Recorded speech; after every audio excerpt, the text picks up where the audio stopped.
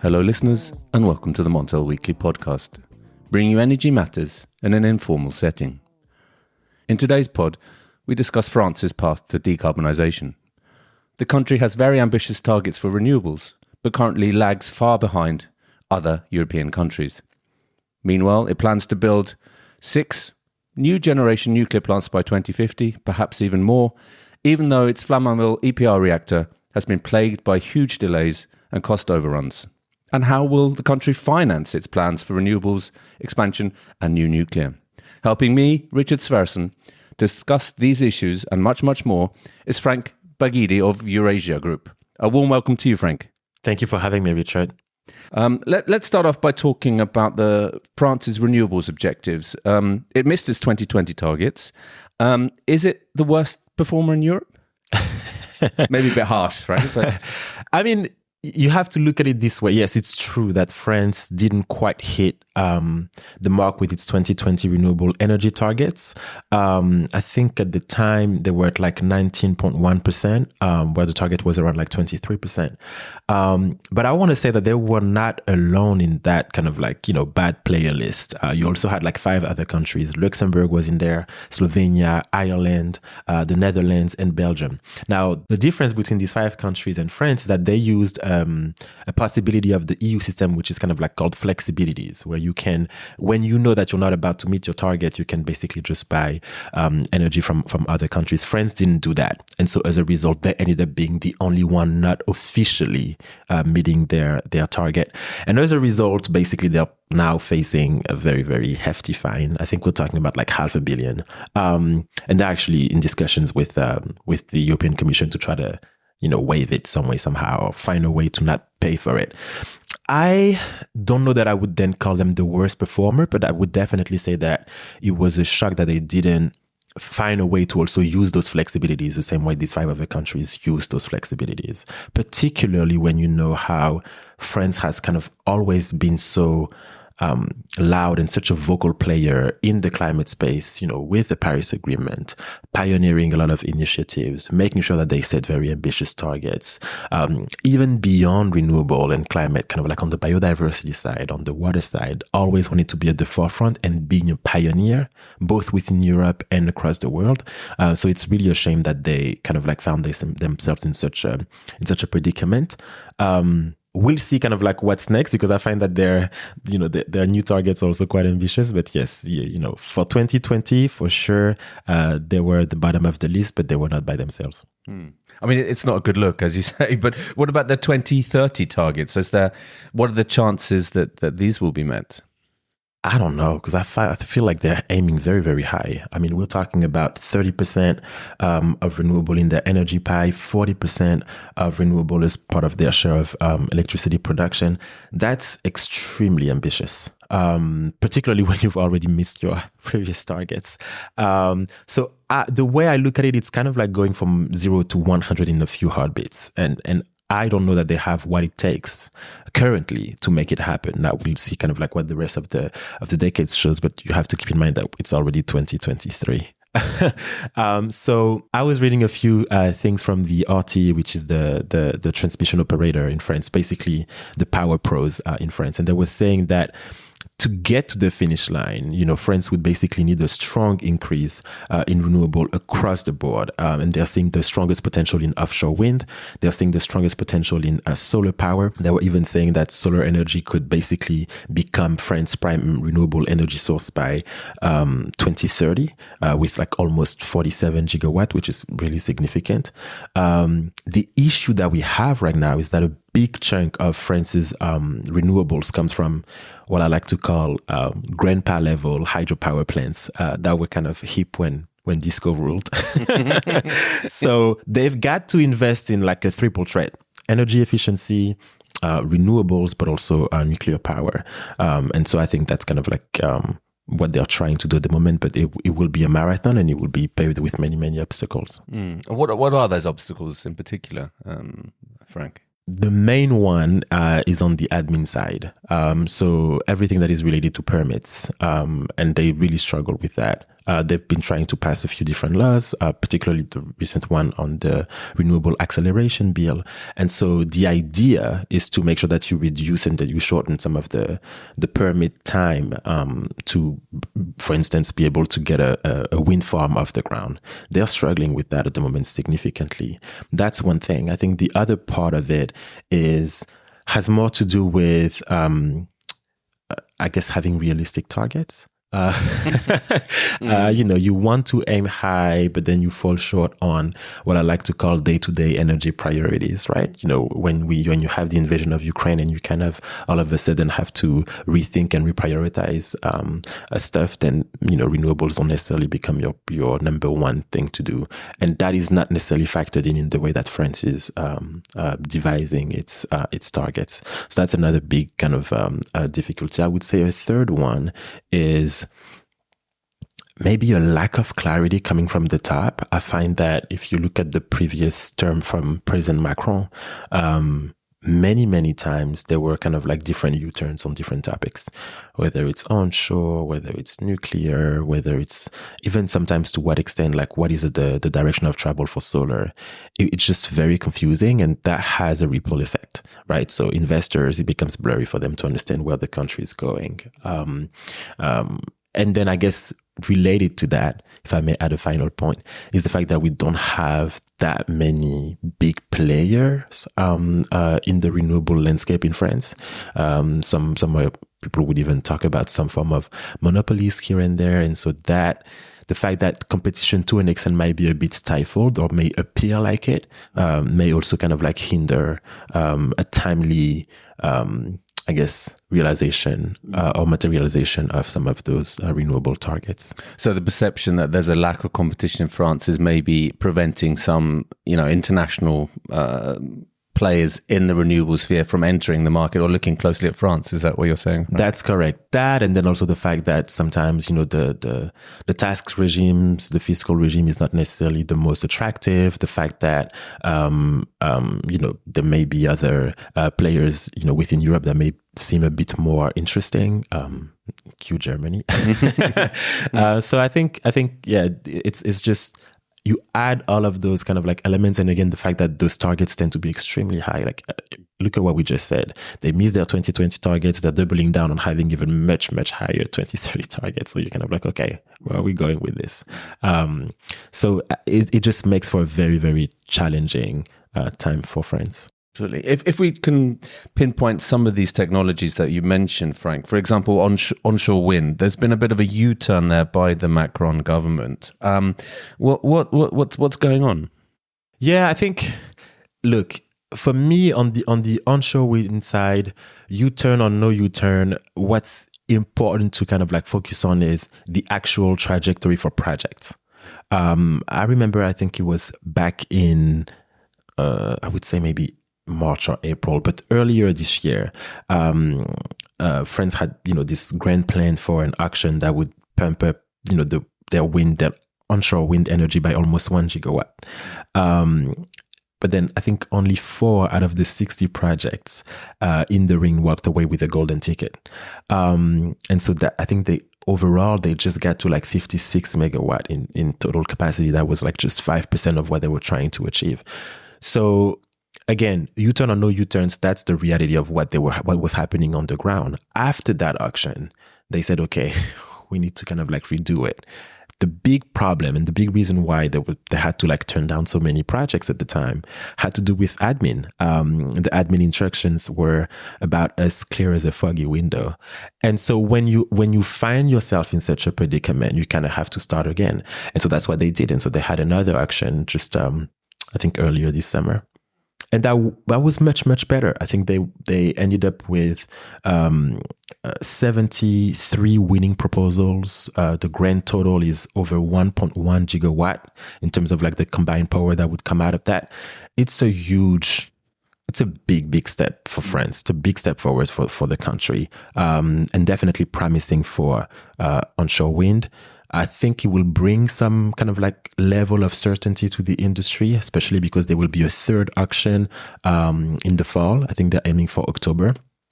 That being said, and my stance on offshore will not change, even though the potential is extremely high, the prospects are so clear and so kind of, you see it and you basically want it. The reality of it is that when it comes to implementing it, no one wants it in their backyard. And that's what we see across the board, not just in Europe, but also, and that's what we see across the board, not just in Europe, but also in the US. And so I don't know that this kind of foundational and fundamental hurdle will be overcome in a way that allows us to fully unlock the potential of onshore wind in France. So it's that NIMBYism again. How about offshore? The offshore story is much more positive, I find. Big plans and still significant challenges, but overall, to me, it's extremely positive. So I was mentioning how one of the main roadblocks in France is the admin part and the permitting part. That's something that the government is really seriously trying to tackle right now. They passed a renewable energy acceleration bill in February of this year. And so what that will do, in essence, is really kind of simplifying applications and permits, also minimizing appeals. And I think that will help local municipalities identify renewable acceleration zones. That will allow the government to streamline the permitting process.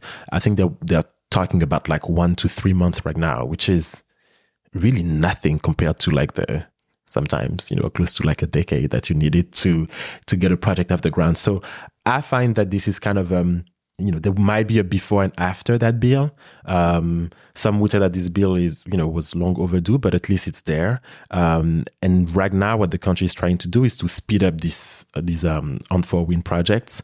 I think with the bill, they're aiming at making the 18 gigawatt target by 2030 a bit more achievable. They've just selected the consortium of EDF and Maple Power to build the country's biggest offshore wind farm yet. We're talking about 1 gigawatt capacity. That's massive. So there's definitely hope, but they really got to amp up their processes even further. To meet their target, they need to award, I think when I did the math, it was at least 2 gigawatt of new projects per year. That's huge. So I think the journey will be challenging, but there's that's kind of like the one area where I see a strong governmental commitment that is being translated into actual policy changes. Final part, and right now missing part, is the implementation. But there are big plans, and 2 gigawatts a year is vast. But there's also a lot of opposition here, isn't there? I mean, there was the spat between Belgium and France off the coast of Dunkirk. You have tourism. You have the fishing industry is also opposed. Will these be enough to halt some of these projects? This will be dealt with on a case-by-case basis, in my opinion. I think that what you're going to see is if you find yourself in a situation where, energy prices are high, local communities are unhappy with an onshore wind project, elections are coming up, and kind of like approval time for a project is close by, then you may have protests that kind of like would lead to at the minimum a delay, at worst a cancellation of a project. So that's kind of like what I see. But overall, I do think that the trajectory is a lot more optimistic, if you will, than on the onshore side. Now, where things will get a bit tricky, I think, is if you start seeing lots of studies, either from NGOs or from academia, really tackling and focusing on the negative environmental impact of offshore wind. If you have that and you kind of like start showing some of the contradictions of the clean ambition of that solution versus its negative impact on the environment, particularly on biodiversity, where you see now that there's a huge focus on biodiversity in France, but also across the world. I think that the question of trade-off might come in, and that might kind of like add further complexity to those debates and give the folks who are against it, whether you talk about Belgium, whether you talk about the tourism industry, whether you talk about fishermen, give them kind of like yet another ammunition to fight against those new projects. The biodiversity card, if you like, yeah. Exactly. But I've also heard that some of these, certainly in the North Sea, that some of these offshore farms, they provide a sort of safe haven for a lot of for a lot of fish, and especially for some varieties of fish. Let me put it this way: you can take that story from any angle you want. Some folks will tell you about all of the benefits that it does provide for the marine ecosystems. Some folks will tell you about all of the bad things that it may do to the marine ecosystem that we may not even be aware of right now. I think, again, the question then becomes, what is the political will? What is the direction of travel? What are the trade-offs that, policymakers are willing to take, and will the local communities be on board? And that's more so where kind of like the decisions will end up going, one way or another. I cannot stress this enough. When it comes to environmental impact of energy sources, you can always find kind of like evidence that will show you that, oh, this will be great for a marine ecosystem, oh, this will be great for terrestrial ecosystem, oh, this will be great for air pollution, or it will always kind of like find those studies. I think it's more about what is the stance that we're taking, and is there a consensus among scientists on those topics? As you say, there's always going to be some sort of trade-off. Yeah, but let's turn to nuclear. Also, another quite hot topic: nuclear in France. There are a lot of short-term issues at the moment with France's reactors. You have corrosion issues, cooling problems with some of the rivers, especially which seems to be recurring every year as the impact of climate change is also felt in river temperatures in the country and elsewhere in Europe and the world. But how reliable is the current reactor fleet in France, Franck? Yeah.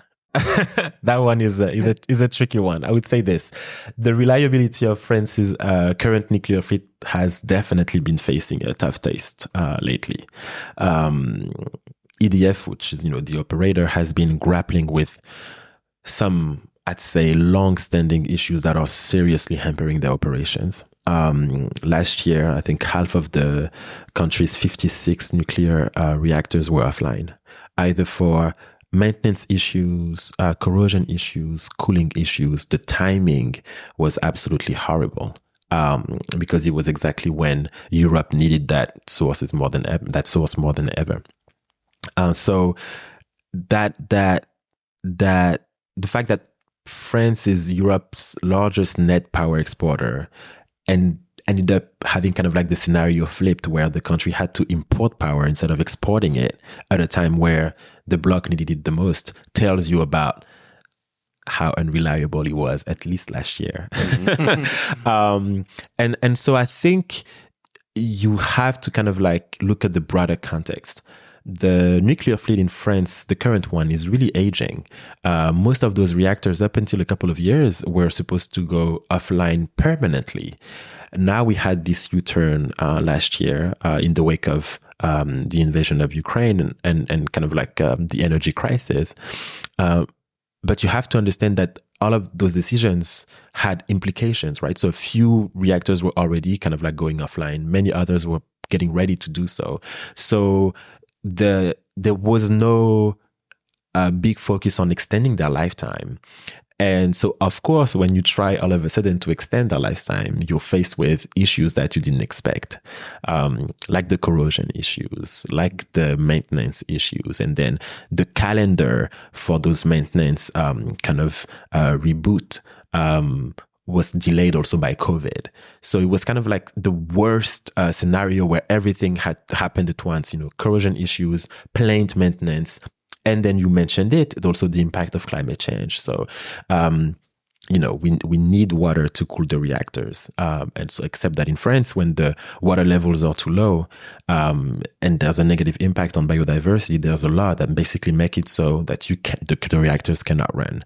So all of those issues made it so that the half of the reactors were not running last year, and that made the fleet extremely unreliable. What was interesting, though, and particularly in the media coverage, is that was happening as the government was pushing for a brand new, massive fleet. And it seemed to me that no one really kind of like put two and two together and saying like, how can you struggle so much with your existing fleet and have such high ambition for what's to come on the nuclear side? I mean, that's what those questions were asked at Montel, surely. But I think, perhaps the situation is better now. You have these plants back. Some of these some of these issues have been resolved. But then you never know. Maybe, and as you say, these are aging. They're not getting any younger. These plants, and you may. Further problems may crop up in the coming months and years, and probably likely to, as you know, as they're not as reliable as they maybe were 20, 30 years ago. But as you mentioned, Franck, there are very ambitious plans to build new reactors. So I've heard, from a minimum of 6, potentially anything up to 14. Now, how will these be realized? I mean, you see all the problems with getting Flamanville, the EPR, the European pressurized reactor, online. It massively delayed, over 12 years, isn't it? And billions of euros over budget.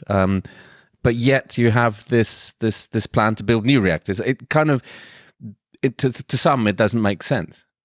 Right. I mean, just look at the numbers, right? We're talking about 6 new reactors, and then I think an additional 8 reactors that would kind of like be at the study stage. So that you're right. So that would be a grand total of 14, starting from 2028. So just in like 5 years. When you look at the combined capacity of these new facilities, it's impressive because France would potentially reach up to 25 gigawatt. If that comes to fruition, France would basically rival China as the world's top nuclear reactor developer in the coming years. Let's take a moment to put this into perspective. Macron's aspirations are quite bold. To give you an idea, China, which currently holds the title for the world's biggest developer of nuclear power plants, has added less than 10 gigawatt of reactor capacity over the past 5 years. Even their 18 gigawatt capacity under construction falls short of Macron's new ambition plan. So I think just that enough should tell us that the plans are at the very least overambitious. That's one thing. I think the other thing is more so the context. It's President Macron's second term. He will no longer run the country when most of those plans will actually go online. So it's fairly easy to make very bold promises that you won't necessarily kind of be held accountable for when they come to fruition. That's one thing. I think the other thing is what you mentioned regarding Flamanville, the nuclear reactor that is currently under construction, facing numerous delays, facing cost overruns. I mean, and then in December, they also delayed it for another 6 months with an additional cost increase of 500 million euros.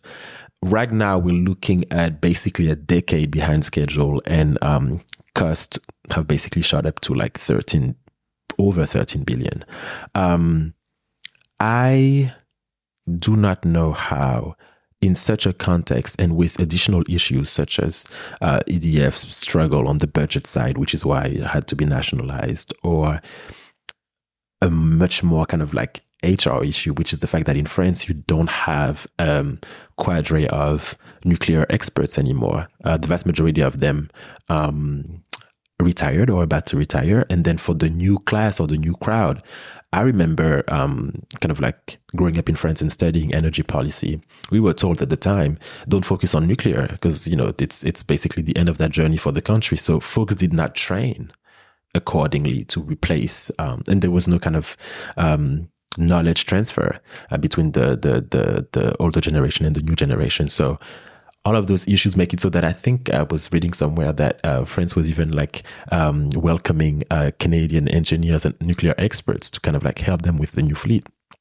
When you find yourself in such a predicament, it makes it very hard to have a level of ambition that is higher than what the number one country in the space is currently doing. So we should all definitely take these new planes with a grain of salt. Absolutely. Very clear, Frank. I mean, that's and also the question here is of the financing. I mean, you mentioned the nationalization of EDF.